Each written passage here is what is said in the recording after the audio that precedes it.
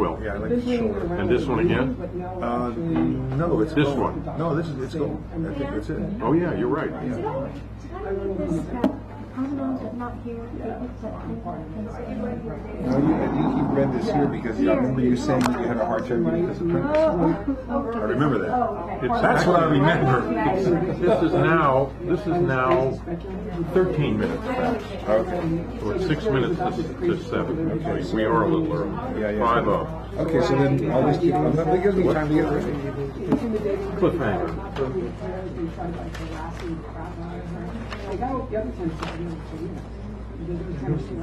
The feature is Tongo,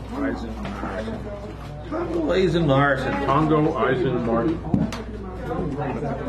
Yeah, I gotta practice that one before I read it.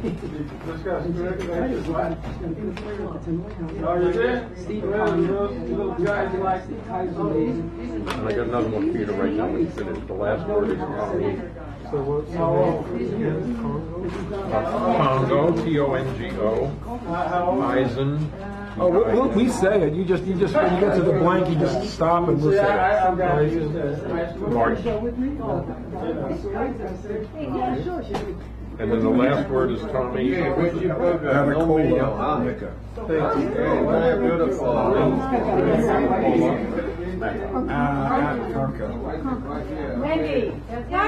the mini feature is Rose Various. And I'll help you if you I'll have it right in front of me.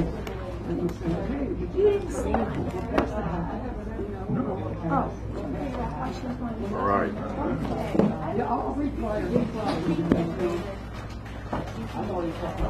Get rid of this.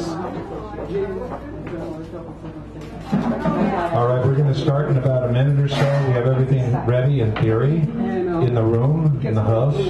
I'll be back in a moment, or someone else will. We'll take the mic, get started in short order, long order, my order, your order, any order, third order. Fourth order.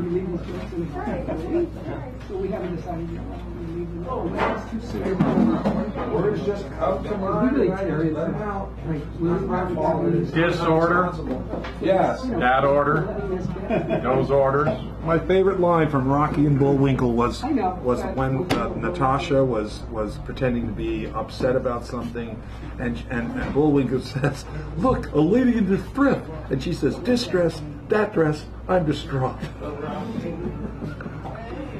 All right. We want to start with the reader? Yes, we will start with that. Ladies and gentlemen, we're about to kick it off, and you had to introduce him. This is Bruce Bagnell, who is a host at Poetry Express. A fine poet. One of many, an excellent poet who will feature here in the future. Yes, He's that's going to good. start us off today. Yeah, welcome to Poetry Express Berkeley, just joking. Welcome to Sacred Grounds with Dan Brady as the current host of this, the longest running open mic in the known and unknown universe. Give yourselves a round of applause. Serving up good food and fine poetry since 1972. Boom. Let's have a big hand for Teddy and Fiona, our co-hosts. Hey, we wouldn't be here and you wouldn't be bothered by me And as much please as I support am. this reading by enjoying the food and drink served here. Poetry of all kinds, ladies and gents, is welcome here. We respect the mic. That means keeping conversations to a minimum and to a slight whisper, putting phones on mute, vibrate or airplane mode, not disturbing the poet while they're speaking, walking in front of them, say, and keeping to the time limit, usually only 5 minutes, but that can change. Please note our streaming link. Yeah. It's handy in 5 ways. Why, you can view conveniently enough from home. Family and friends can see you live or later on. Want to hear so-and-so's poem again? You can. Do a self-critique. No problem, mi amigo. And it's a way of putting out the word. Yours, mine, or ours. And that brings us to tonight's theme, which is cliffhanger. Thanks to Clara Sue. Never doubt that a small group of committed citizens can change the world. Indeed, it's the only thing that ever has. Margaret Mead. And it helped last night, too. Yes. Yeah.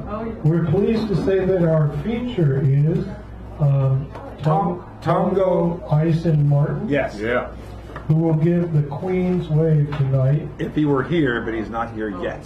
Keynote is by Tommy Evacola Mecca. No, he's Owen Dunkel's the keynote. Oh, all right. That's right.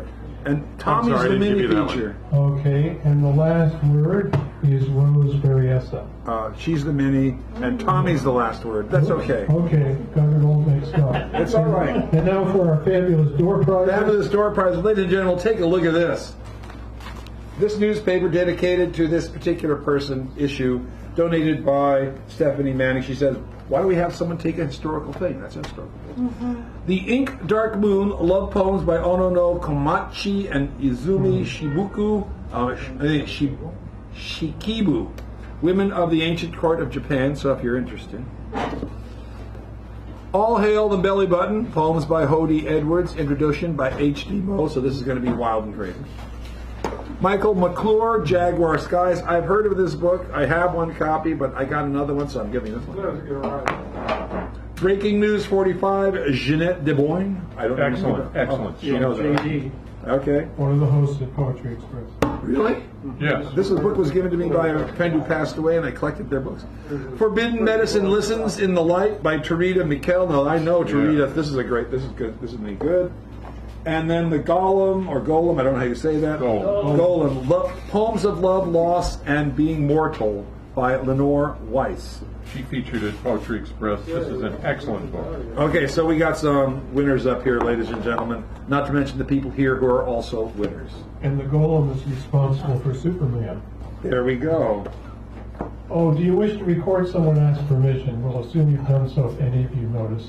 If you notice anybody recording. Lastly, I'll throw in one of my books. Yeah. Oh. Thank you. All right, ladies and gentlemen. You have this. Oh, there it is. One. Thank you so much. One down, one to go. Here you go. Here's the book. May we have a round of applause for this lovely individual here?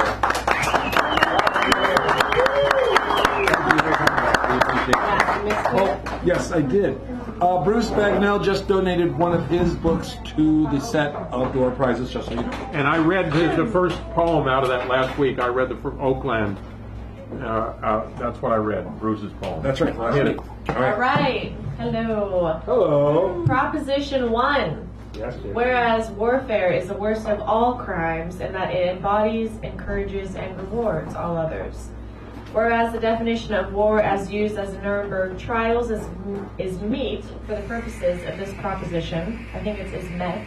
Well, meat is an old Is it? term. Is Yeah. meet? Yeah, it is meat. Or is met? Be well met. You can meet and be well met. Anyway. Therefore, we, the party of the first part, all citizens of any nation, all those who suffer from the effects and privations of war, who oppose it as a system, as a behavior, as a socially accepted institution, call for an end to war, cessation of all hostilities, the standing down of all military forces, and universal disarmament. Further, let it be known, we the people, the party of the first part, state by our assertion at this time and place that we stand opposed to the existence or use of military force as we now know it. All those in favor of Proposition 1, please signify. All those opposed. Abstentions. Stations. All right. Okay, well then the Thank top you. one patches, and thank you so much. Passes. Thank you so much for that lovely reading and your courageous thoughts and your Yes. encouragement. I was remiss in one duty. I forgot to mention a few of the door prizes that are classics. The last word. If you want to get the last word, then you stay here till the end when the door prize is given. I'd like to be the last word. You come up after the break, opening up like Tommy will do tonight, and then Tommy also closes it at the end. So that's that. Being the co-pilot, you see Mr. David Erd, right? Co-piloting, as you can see. Choosing the theme for next week or prompt. No, not next week. Oh, that's right. Oh, that's right. This is the last one for the year. Thank you. My gosh. So, in Januar, wenn wir zurückkommen, möchten wir mehr haben. Anyway, The keynote is the person like Owen who's going to kick it off by reading somebody else. He also comes back at the open. The mini feature in the second half gets an 8-minute slot, and then choosing the theme or prompt, which was done by Clara Sue, cliffhanger for us this week. We come back in January. I think it's January 10th. January 10th. Wow. There we go. Hey there.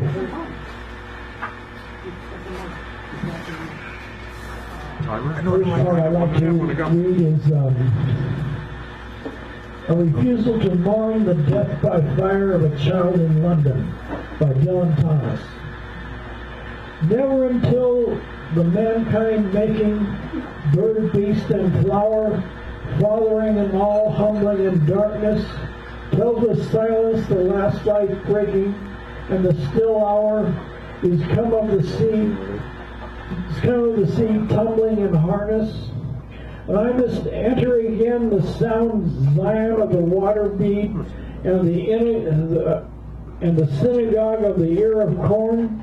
Shall I let pray the shadow of sound, or sow my salt seed in the least valley of sackcloth to mourn? The majesty and burning of the child's death I shall not murder. The mankind of her going with a grave truth, nor blaspheme down the stations of the breath with any further elegy of innocence and youth. Deep within the first dead lies London's daughter, robed in the long friends, the grain beyond age, the dark vein of her mother, secret by the unmourning water of the riding Thames. After the first death, there is no other.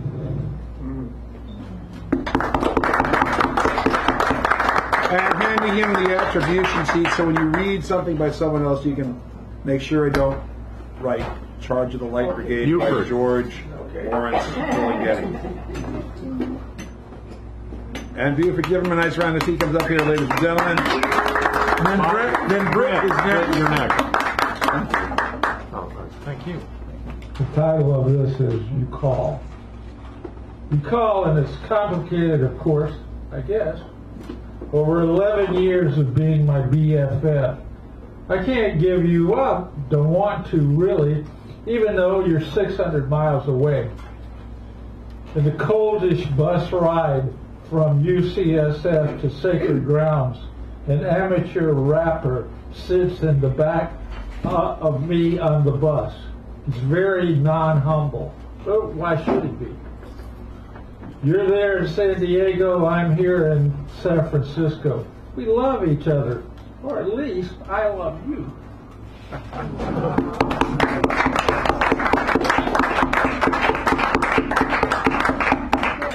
You're up, Britt. And now we have Britt Peter coming up, give a nice round. And Bob Clifford took the call.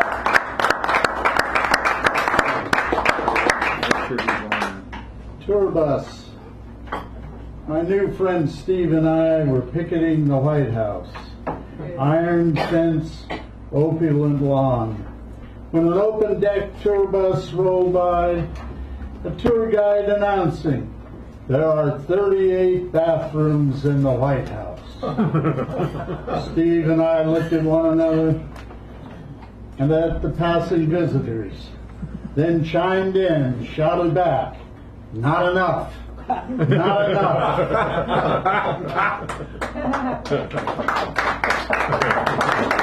How can you flush all that anyway? Max Roach. Jimbo's Box City on Post Street. 2 a.m. Pouring into the basement club. Max Roach one night. Olympic athlete. Half-hour solo. All the known riffs and then some. 15-round fight. Piranha chatter. Rim shots. Side shots. The rumble of 2 bass drums. Storms worthy of Beethoven. And when he finished, there was silence for a moment. Some in the audience having found Satori, others drenched in cathartic bliss. a silence and acknowledgement before tumultuous applause. Coda. On the way home, driving over the bridge at dawn, the drum solo's still going on, electric lacing through the muscles of the formative mind, rattling the brain pan. Peter! Bob Clifford. Oh, Hey, Bob or Bob? No, Bob. what? Wait, someone signed it. You're Bob? Oh, Come on up. Bob, it's your turn.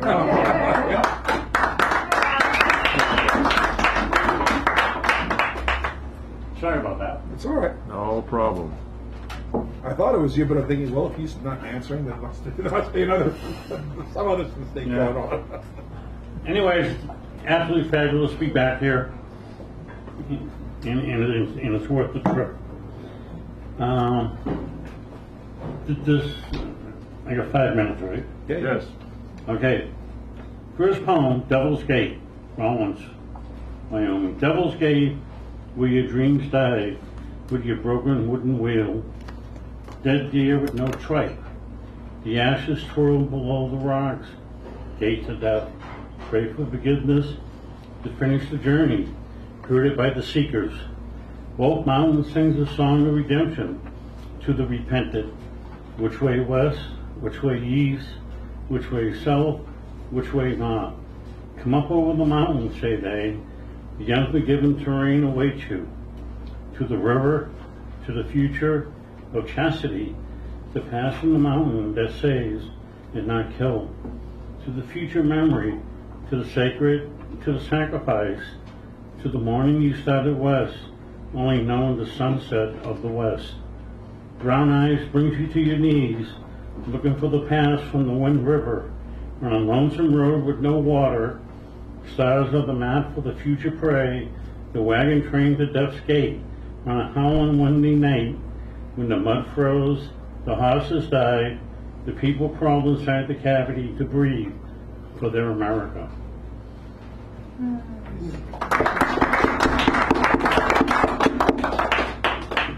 Just a morbid one. So I'll just say it up front.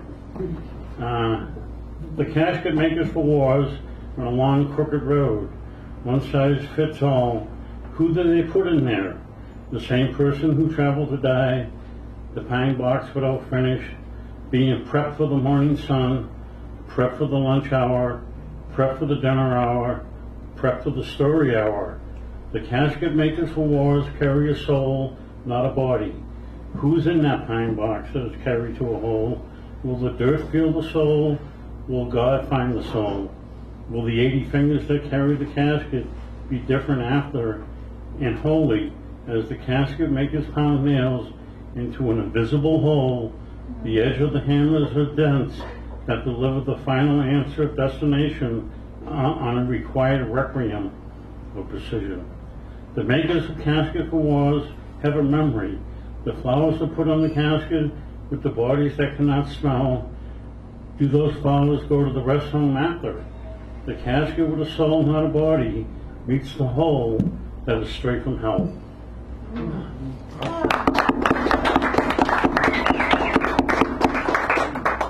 I'm going to try to be more uplifting here.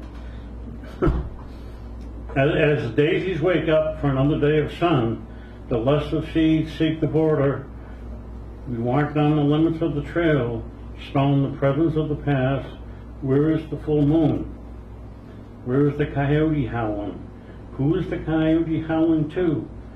Can you hear the orchards sing to each other? Can you hear the water travel? Will you crave what you have not done? Will you crave what you have done? Will you bury both in your selfishness?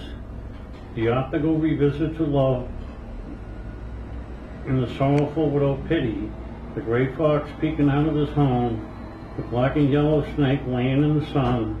A ghost visits every night. It will not leave until sunrise. Sleep cannot hide you from the haunt past. The daisies go to sleep so the ghost can visit on the train that arrives at the chicken coop station with cut off heads and throats emptying the sense of their slicer. The daisies go to sleep so the fox can travel with the moon or no moon. The daisies go to sleep tucked away from the violent smells. The daisies will wake up with everyone looking at them. Who will look? And this last poem, thank you. And this last poem, you know, imagine, you know, people here watch the Ken Burns series on Vietnam, okay? And my oldest brother, you know, United States Marine Corps, you know, he was in the Kingfisher and Lancaster operations. So anyways, but this was written a while ago, you know, I want to read to, you know, John R. Clifford, Corporal, United States Marine Corps, Vietnam, December 1966 to January 1968. My brother, who was in a foxhole, wrote and told me he would not write me when I ended up in one myself, because I never wrote him. Never understood why he said that. Did not know that I did not write. I never understood what it was to have a brother in a foxhole, so we did not talk. I discovered foxholes were not just for movies. It was too late for me to fill the hole with letters or talk while the invisible letters stacked up. Thank you. Owen Dunkel, you're back up. Owen? Thank you, Bob. Thank you, Bob. I like that. And Stephanie, you're next. I got you down, Al. You're already down. It's not fun.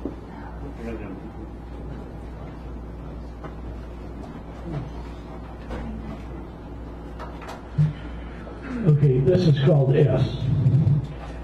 Hypnotic waves stand still today as they did yesterday, as a couple, like the small couple on top of a wedding cake, cross the lawn to evermore and yesterday, a quiet salute to the soothing vacuity of impending Christmas and roistering New Year, and give way to blustery, windy January and the impenetrable gray sky that can last forever.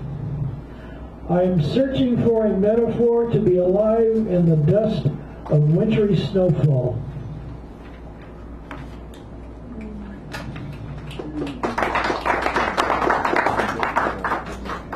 I'll let you know.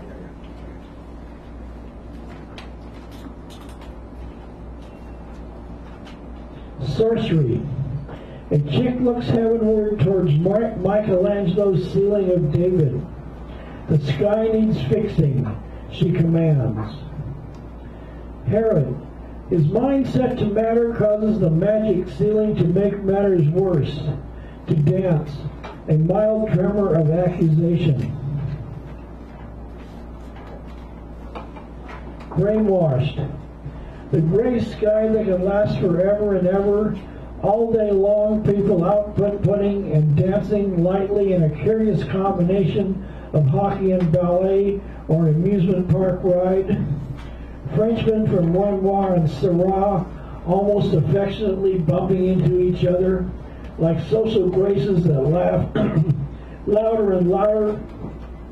Taught to me long ago by Mrs. Galatz at her moody, dreamy April love-like cotillion. Oops, I said that in roistering, dirty, torn shirt San Francisco. Men climbing up the mountains into the deadening silence of the sunny, stormy late afternoon.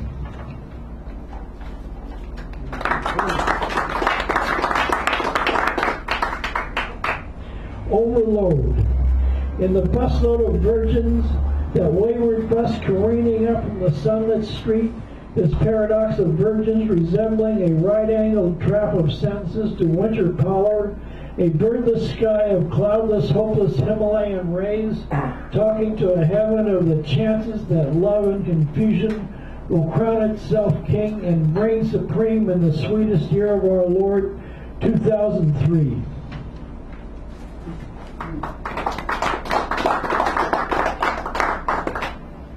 I am the man of imagination. I am the man of imagination who sits atop a graceless telephone wire in a village in southern Alaska, and a village belonging to Osiris. I am the man of imagination who flutters the wings of a small sparrow into the aloof smile of the wing of the condor. I am the man of imagination turned into a speckled deer in a corner of the fleet-footed dappled forest. I am the man of imagination who teaches every grain of sand on the seaweed-filled beach to cry open tears of pain for the slain blood of Abel, and who shouts barefooted to the flies sitting on the driftwood. I am the man of imagination who has tried to turn the serene foam of the sea to the red-hot blood of the blood of man. I'm the man of imagination.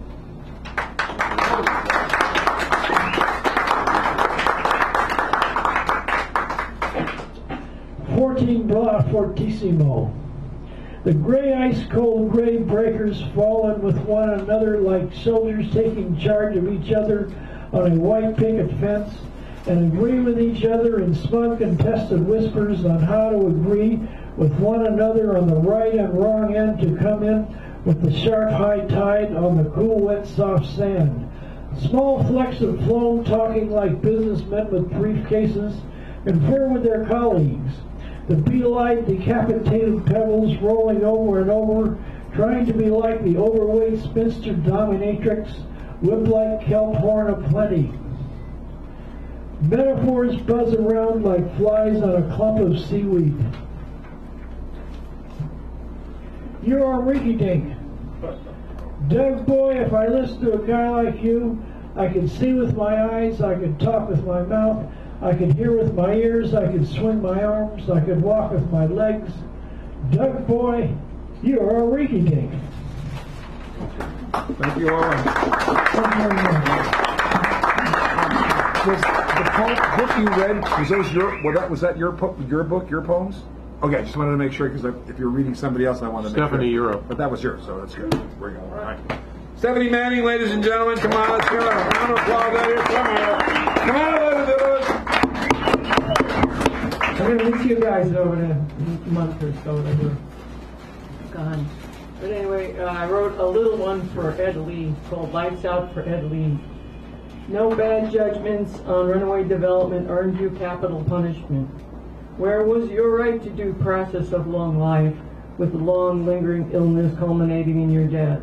You had a right to be called Grandpa, snatched from you by divine fate, which saw an opportunity in your demise. Good night, Ed Lee, it's lights out for you.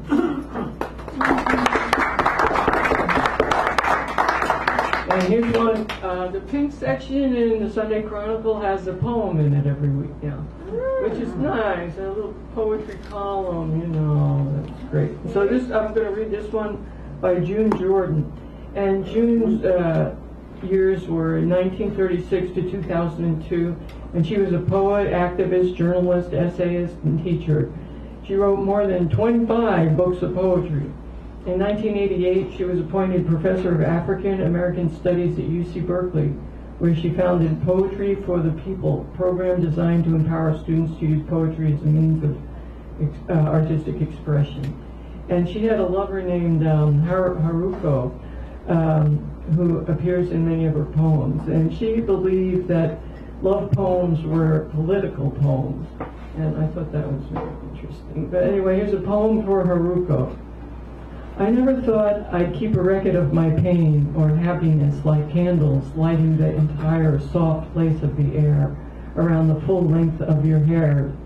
A shower organized by God in brown and auburn, undulations luminous like particles of flame. But now I do retrieve an afternoon of apricots and water, interspersed with cigarettes and sand and rocks we walked across. How easily you held my hand beside the low tide of the world. Now I do relive an evening of retreat, a bridge I left behind where all the solid heat of lust and tender trembling lay as cruel and as kind as passion spins its infinite tergiversations in between the bitter and the sweet. Alone and longing for you, now I do. And that's a poem for Haruko from her book, We're on a June Jordan reader. Thank you, Stephanie Manning.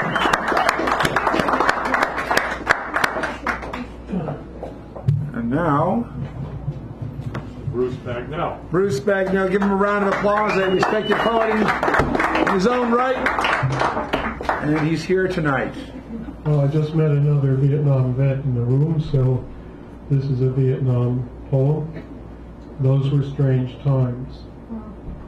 The giant golden Buddha, serene in the dirty room. Outside, eroded stone heads atop the ancient temple. Beggars lining the streets of lemongrass and tapioca rot near the jungle's edge. Siren songs of missiles and ack-ack fire took many to death. We, the still flesh, conquered by Nam's disease, slowly yielded to Medusa. Our souls turned to stone. Those were strange times. 3 dead crashed into the water supply, and we talked about stagnant, pukey toilets. Death's intrusion not allowed. Singhai was our aphrodisiac in this remarriage of men to chaos. The beer poured down our deep throats as we worshipped the glass-cased phallus. Gilded, oversized, it waited for offerings behind the Tockley Air Force Club officers' bar. At night, wasted, 2 F-4 pilots rolled for drinks on a floor of broken bottles, a celebration of nihilism in a shapeless feral heap, screaming at darkness's rebirth, Kunk's welcome, an awakening on the ground. Awakening over and over at Mach 1, the plane screaming 5 Gs in the avoidance term. Drop button hit bombs away, killing little men on orders from some remote office. You never saw the Buddha, the little men, yourself. Lifetimes later, that unfortunate first awakening, rumble of tears shoved back down inside, turned to jungle rot. Can you afford to see the orange robes blossom red again?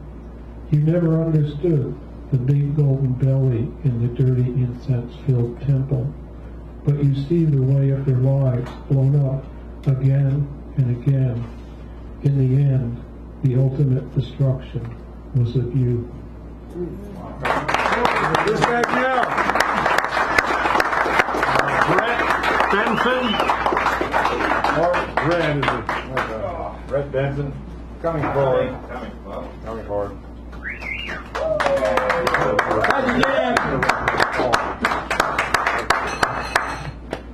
Hey guys, okay.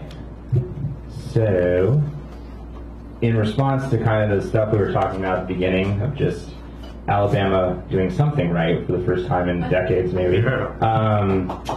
I have an article that I've been reading the last couple weeks, which is pretty gnarly. It's called How America Lost Its Mind. Actually, How America Went Haywire. It's in the Atlantic. I really highly recommend it. It's 23 pages, so it's pretty gnarly, but it's still pretty good. So, before I do my 2 pieces, on Friday the 15th, it will be the 6th anniversary of the death of Christopher Hitchens. I don't know if you guys know who he was, but he wrote the book God Is Not Great. He was a renowned atheist, but more importantly, he was an individual who would go on TV and just wasn't afraid to tell people that, like, just because they wanted something to be true didn't make it true. So I wanted to shout out to him wherever he is in the universe. So, yeah. All right. Say like heaven, but it's like, that's ironic. Okay. Okay, 2 pieces for the winter season. In December of 1914, the fighting was raging over Europe already. The World War #1 had begun. Many people were dying, bullets were flying over no man's land, and yes, it looked like humanity was going to destroy itself. But something happened that I think is worth noting. At the winter solstice, or if you want to be more specific, because the majority of them were in fact Christian men, the fighting stopped abruptly. They started drinking together, they started playing soccer together, they started singing carols together, and it all started because one side, and history has never been able to decide which one, decided to let them pick up their dead in the name of something better than themselves, the divine. I take that as a lesson that even in one of the most brutal parts of our collective history, that maybe at some point we can take today and say, fighting obviously for what we believe in is important, but just as important is having compassion for the person who thinks differently.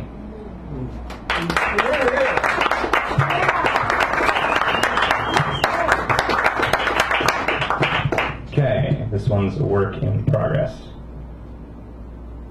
We let me know for time. Yeah. 3 minutes. It was some years later that Scrooge was sitting by his fireplace.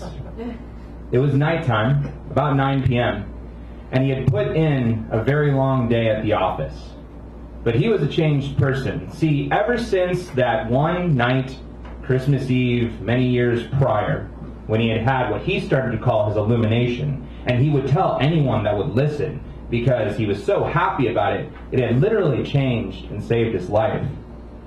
He was in his chair by the fireplace enjoying some ham and salad, because the new fad was salad. And yet he was still troubled, because after he had started volunteering countless hours in the orphanages, and after he had run for public office and noted that the poor couldn't just go to the poorhouses because he didn't further believe that some should just die and get off the surplus population, he started to see trends in society, other trends that he found horrific. And one of them was the treatment of people who were different than the general population.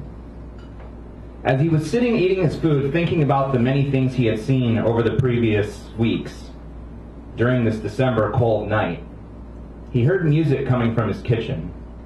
It was an accordion, and a violin, and a very soft, gentle, soothing sound. It was something he could not ignore. So he put on his robe, put on his slippers, and walked into the kitchen. And there was a familiar friend. Scrooge, my boy, how are you? Ghost of Christmas present. What are you doing here? It's not Christmas time yet. Well, I know it's not, but Scrooge, have I ever left you? No, to tell you the truth, you haven't left me. In fact, I've tried to live my life better. I know, I've been watching. That's kind of creepy. Well, Scrooge, I'm very proud of you. I'm proud of what you've done. But I see you're troubled now. What's the problem? I'm doing this thing where I'm trying to see the other as the same. The problem is, a lot of people are getting angry, and they're not seeing other people with different views, or different religions more specifically, as the same. Well, what do you know is right? What do you know is right in your heart? That a good person is a good person. That they that pay their taxes or they that try to make society better, doesn't matter where they come from. Scrooge, I have to go. This is a short visit, but I think you're onto something.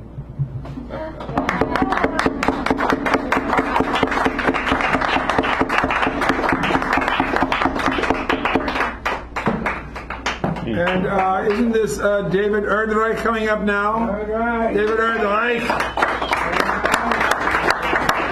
Now, before you get started, Tongo Eisen Martin was just here. He walked out for a second, so I don't know. Is that his stuff back there behind you? Yeah. Okay, so he'll be back. I didn't get a chance to have him be introduced, and then I thought he got upset, but I hope not. Okay. Sorry. Okay. Is that our feature? Yes. Yes. Okay. Yes. I'm thinking. Important. Yeah, it's important. And I didn't have a chance to say anything, and then I don't know. So we'll see. Everything is fine. I'm happy. I'll start with a haiku. Trees cannot flee fire. They have to face it, tough it out, or die screaming. And this one is for Bruce. It's in the bag, Nell. Some people read Yes? No, I got it. No, it's good. Sorry.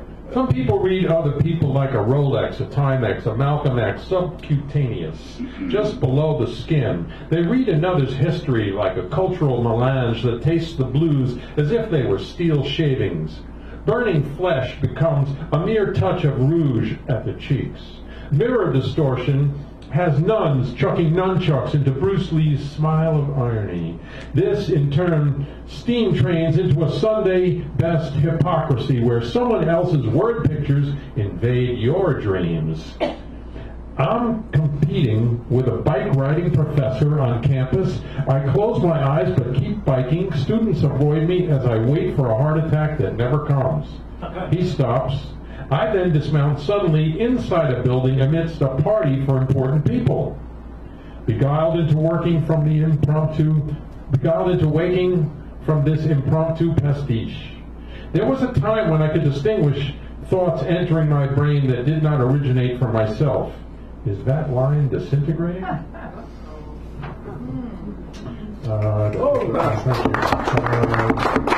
Ahmad Jamal, the jazz pianist Muslim, has set the record straight. We do not create poetry or works of art. We merely transmit. The source creates. Discard self, step outside your shadow, balance your scales, shed your skin, open your petals, and ride. Chime in to blend with the chorus as a single voice. Turn around. Yesterday. These two are from yesterday. There is a drum which hangs from my ceiling. It is a heart which never beats. Skin stretched taut, awaiting a finger's touch. Agitation feeling its way to a regular beat. Tide pulling the sand into its bosom. An equine enclosure where the prairie forgoes trees and the wind withdraws its howl to a puff. A pop bomb thump, like wisteria releasing its seed pods against your window without pain. Entwining your filigree with a melody as ancient as the moon until sun gold overtakes your work, final breath is released, and the pit resolves the pendulum. Rotator. Every morning I raise my elbows above my shoulders. Oops, I get it. Flat, full extension. It permits me to fly. Turkey vulture, cormorant, sun catchers. Mockingbird wing flash, bravado, allows Cooper's hawk to pluck it off the line. Translated from the original by Pinyon. Oh, I know him. I'm sorry, Clara Sue's not here. How much, what, I got another minute or? Yeah, maybe. Okay. Oh, wait a minute. And this, ladies and gentlemen, is our feature for the evening. Ever had a chance, didn't have a chance to say that yet. So I can come in. Congo Isaac Martin, ladies and gentlemen, it'll be up in a little while. So you know, I know that he knows, you know, I know that he knows, I know, you know that he knows, I know, you know. He knows. Thank you. Okay, I'll do a real short one and then I'll stop. Who here reads Carl Sandburg? So you all know what physog is? Who knows? Who doesn't know what a physog is? I don't know physog. Face. It's old slang. Oh, physiognomy. Yeah, it's short from physiognomy. So physog was like a 30s slang for your face. So routine, same routine, shower routine, shave routine, physog in the mirror, dream or scream. Thank you.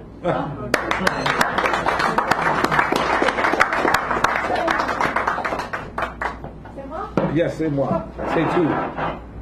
And this is Wendy Walters coming up here, right? Is that right? Wendy Walters, then me, then Richard Sandaril, and our feature was in the house. Give her a round, please.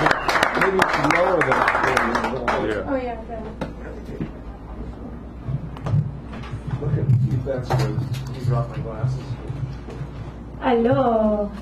Hello. Hola. I wish everyone a beautiful winter season. And I wanted to start with two tiny haikus I've written. I haven't been writing any haiku lately, but this created in school when I had to go to one of these. Fire drill at school.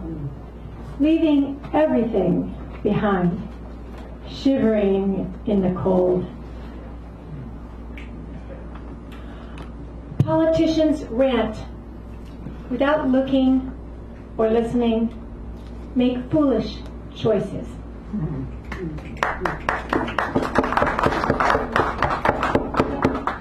Okay, and this poem is called SOS.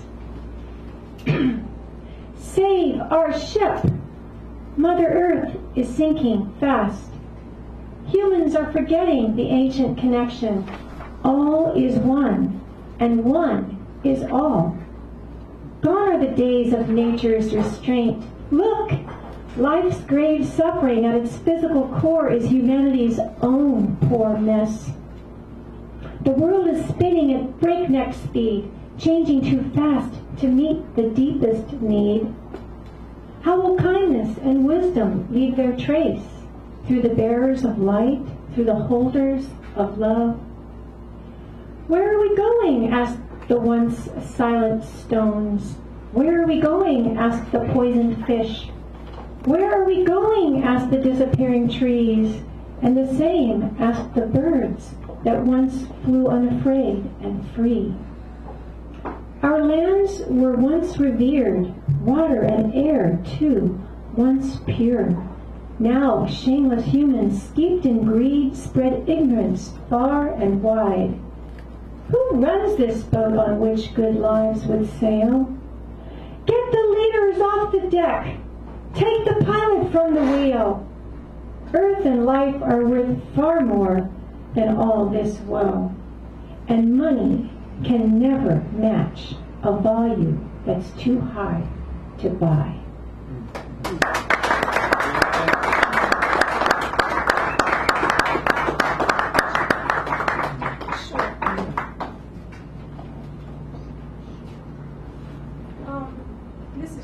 This is a little ditty I created a few solstices ago with some traditions that my husband and I do together. It's very light. Let's create something sacred and play all we can. Celebrate the solstice again. Let's light a candle and sing a new song. Say a prayer for the world like a friend. Let's honor the elements, saying thank you to each, earth and water, fire and air. Let's stand on our rug as our own private ocean and dancing begin to set sail. Let's step off our rug at that synchronized moment and laugh and tell jokes without fail. Let's make up words in our own secret language and walk through the park in a breeze. Let's join with the birds and the animals too, and even hug some trees. And let's write a poem, for now, while we're young, and later, when we will be old. Let's create something sacred and play all we can. Celebrate the solstice again.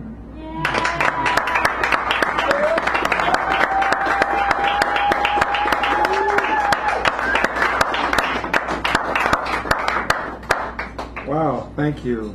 Thank you so much. That brings us to me, unfortunately. You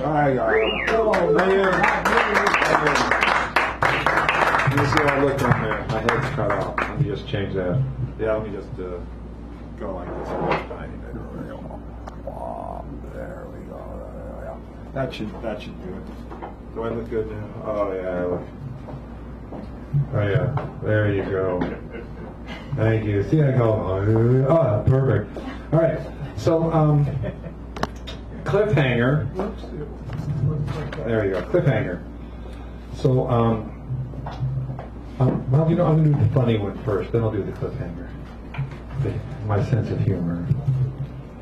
So, you'll remember a person who came to fame by the name of George Zimmerman. I'm assuming everybody remembers this.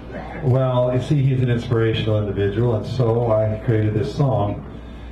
It's sung to the tune of "Oh Christmas Tree," but it's not "Oh Christmas Tree." Oh Zimmerman, oh Zimmerman, oh Georgie, you're a rump head. You killed and you have fame, that's true. I mean, sure, you beat your wife, but refused the cure.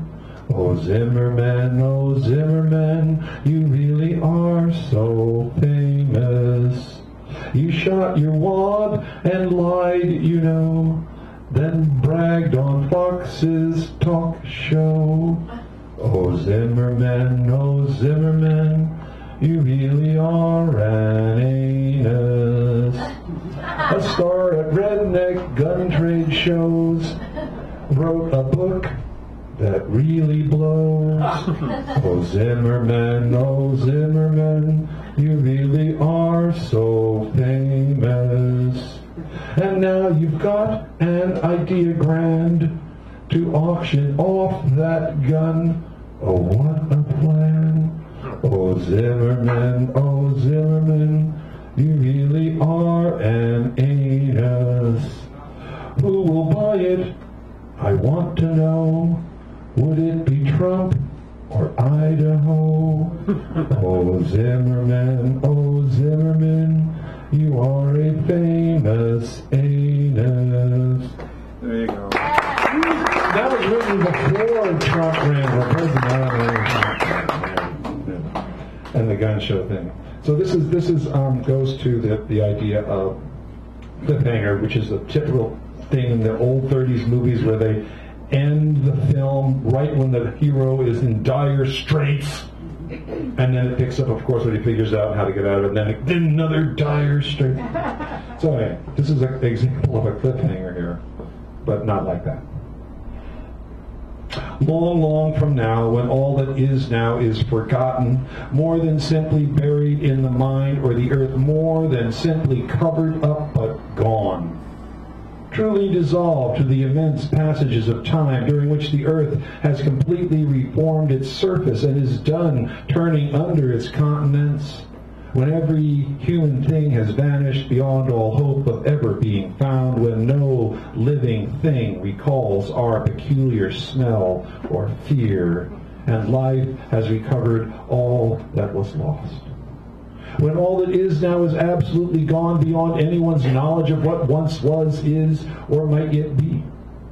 Long after time, when there is no forgiving or forgetting, when the quiet world simply rests through its long horizons, and the moon casts down innocent light, where gentle winds and forests have come back into their own. Long after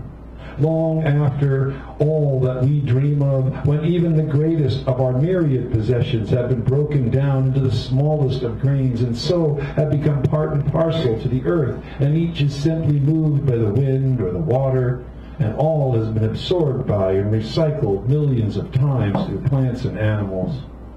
The living carpet that life is upon this world, when there is no evidence of any kind, when matter is so purified until purity is no longer a relative term, and all is well. Long after time has gone, when it is no longer a measure, when measuring is no longer needful, when counting is as forgotten as numbers, and sense is a term applied only to the eyes, ears, tongue, nose, or touch.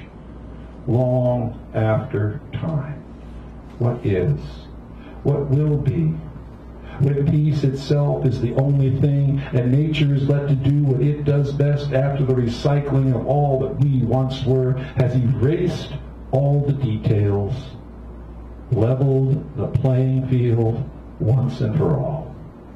Long after time, what is the chance that the earth will decide to try once more to weave spirit into matter, manifesting such illumination as brings consciousness into life, and if not in human form, then certainly with a prayer that this time its promise will be kept.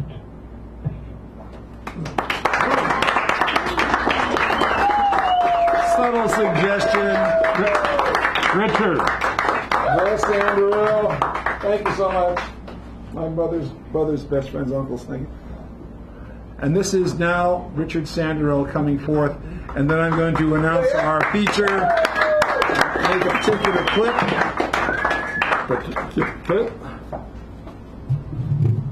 Thank you, David. You're framed there, buddy. I've been more than framed. Well, basically. We're going to start off with black robes, white robes. They've been on a tear lately. Seems people don't remember the black robes. Black robes, white robes. No doubt white robes, known as KKK, are recognized throughout this empire.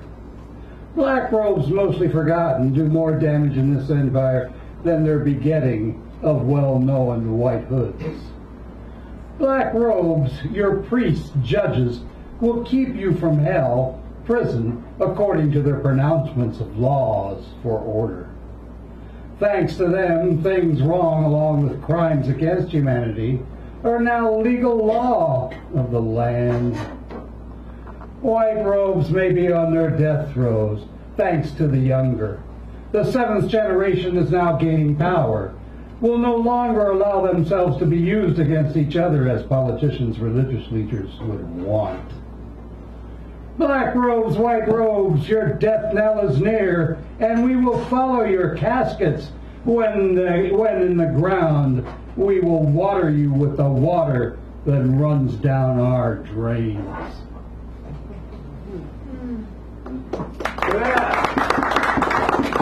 Nice way to say piss on.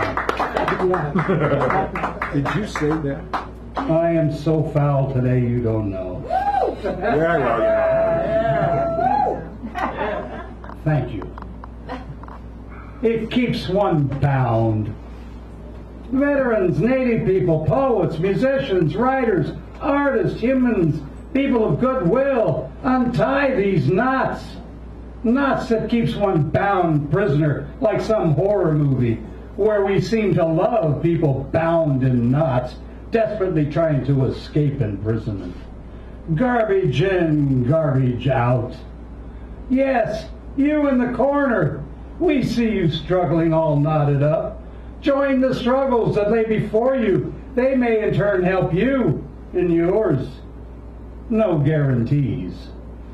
Don't want your sexual ID. The Empire does, though. They track everyone they feel aren't up to their standards. Believe, they do have deformed senses of standards. Remember, they have the unrestrained cloud. Veterans, native people, poets, musicians, writers, artists, humans, people of goodwill, will you help untie these knots? Woo!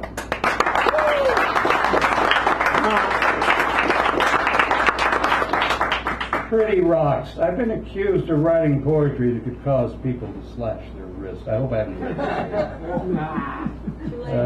But I got a historian who backed me up. As I said, I have to be true to the piece. And the historian said, I'm glad you did. So, pretty rocks. Write nothing but about pretty rocks and things. No longer write what may cause listeners to slash their wrists, as if a poem is responsible for that. No longer about what may cause one to think too deeply, historically, or cause listeners to go into a deep depression. There's nothing wrong with writing about beauty, but balance. We will have hootenannies, positive poetry, prose. Tell us a little truth, but not too intensely. We want to stay happy, joyful. Happy, happy, joy, joy, happy, happy, joy, joy. Humanity's too fragile, our collectives and gatherings. Write nothing that's too disturbing, because much work will be required. And that's disturbing. Write about pretty rocks and things. This way, no one will be broken except for those ignored in stories.